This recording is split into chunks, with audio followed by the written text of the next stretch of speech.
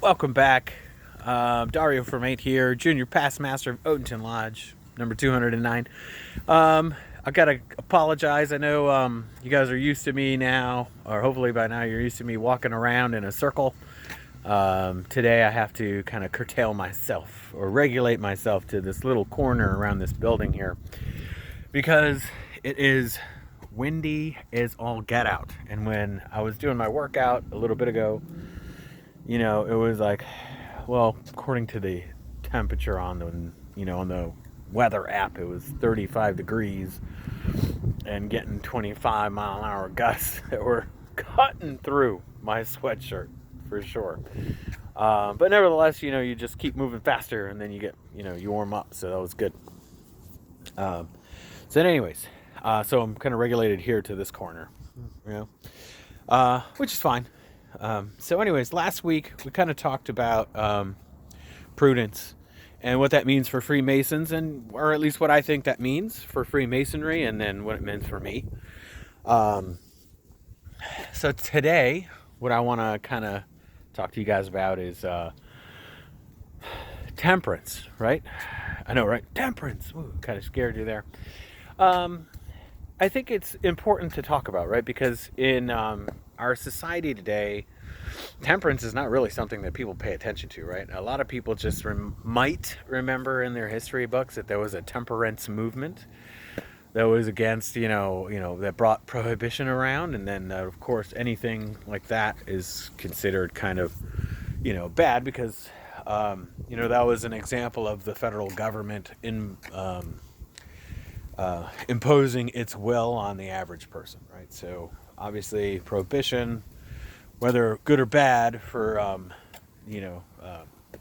outlawing alcohol, good or bad, to me the notion of the federal government imposing such a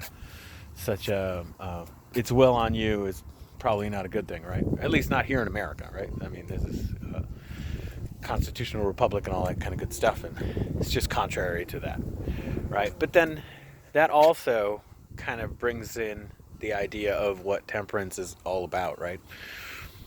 Did the powers that be act in a temperate way? Did they practice restraint on the power of the government? And that's what we as kind of Freemasons think about what temperance is, right? So restraining your own self and your own desires, or keeping your passions and desires in due bounds, right?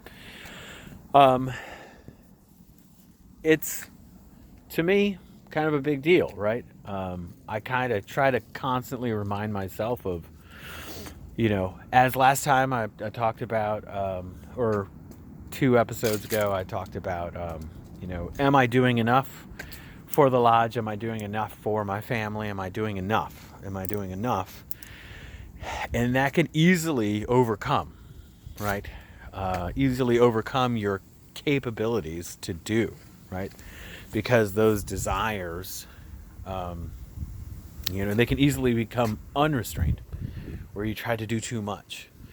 And so keeping that balance is important, right? And that's where temperance, I think, comes into play.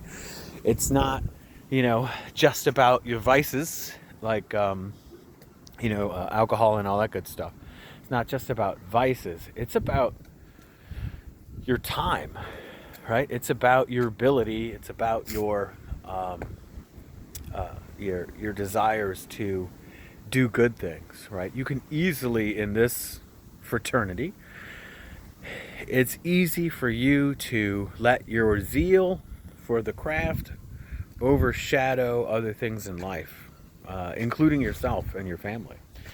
So to me, that's what temperance is really about, right? Is controlling yourself, restraining yourself, or recognizing when you need to be restrained, right? Recognizing when you need to hold back a little bit. I want to get, things done. I want to work on this project. I want it to be successful. I'm going to push it. And you can easily lose sight of the other things that are important as well, right? Because obviously your goals are important to you, but there's other things in life that are also important that need to be equally taken care of. So now we kind of established that. So, restraint. What does that have to do with what I was talking about last week?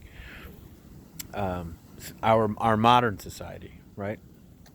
Well, I think a lot of it's pretty obvious. You're probably already saying to yourself, "Well, like, oh, well, Americans overindulge, right? Or at least Westerners in general, we kind of overindulge, right? In everything. We don't really restrain ourselves much or in any significant way. Everybody has been kind of, taught. I know when I was growing up, the idea was if you want it, you got to work hard to get it. But it was never really taught. Just because you want it doesn't mean that you need it. So then you take advantage of that hard work, or you put that hard work energy into something that will, get you to that wanted item, that wanted thing, like the big house, right? It's we see that all the time. You got a family of 4 with a 5-bedroom house, 3-car garage and all that good jazz, which is nice, but do we need those things? I don't know. Some people do. You'll certainly use it, right? I know if I had my way, right, I could have a study, and aside from my bedroom, I'd have myself a study, and then a movie theater room, and the big garage, so I can work on projects and whatnot. But so like I said, if you have it, you could certainly use it, but that doesn't necessarily mean that you need it, right? Some people do, right? Some people need that extra space, no problem. There's nothing. I'm not trying to beat up on anybody. Just like with cars, right? I personally don't need a big luxury $100,000 car, right? It's just me. I drive a normal vehicle, or what I think is a normal vehicle. I bought it used, right? Because I'm cheap like that. But anyways, our modern society doesn't often teach that to our youth, right? And to the men that we're trying to attract, right? Or at least the pool of men that we're trying to attract good men from. The pool that we're fishing in, or the pond that we're fishing in, have all been taught that they need to get more. And that's where temperance gets kind of thrown aside, because it's contrary to what they've been taught. Modern society, the males in modern society aren't taught to hold back on anything. They're taught to go hard and go after everything.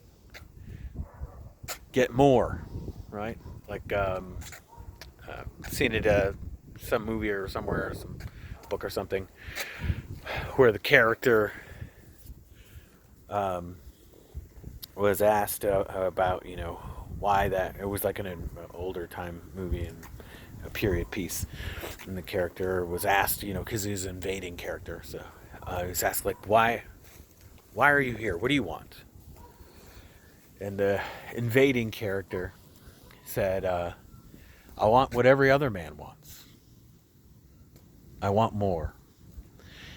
And to me, it kind of struck me, quite struck a chord with me, because it's not it wasn't weird, right? It seemed like, well, of course you want more. Who doesn't? But the temperate man doesn't want more. The temperate man wants enough for himself, and his family and his community, right? We want enough, or at least that's what we should want.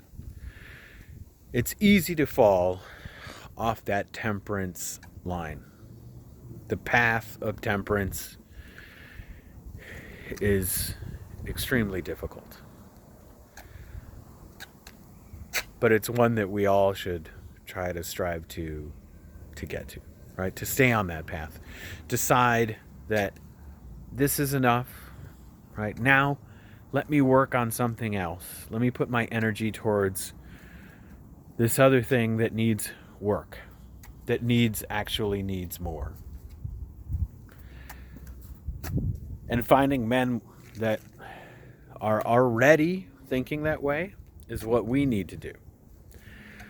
How do you find a man that is satisfied with enough, recognizes that there is more, but is satisfied with enough, and is looking for ways or areas where more is needed, but not for the sake of more? The temperate man. How do we find that? We have to be looking for it.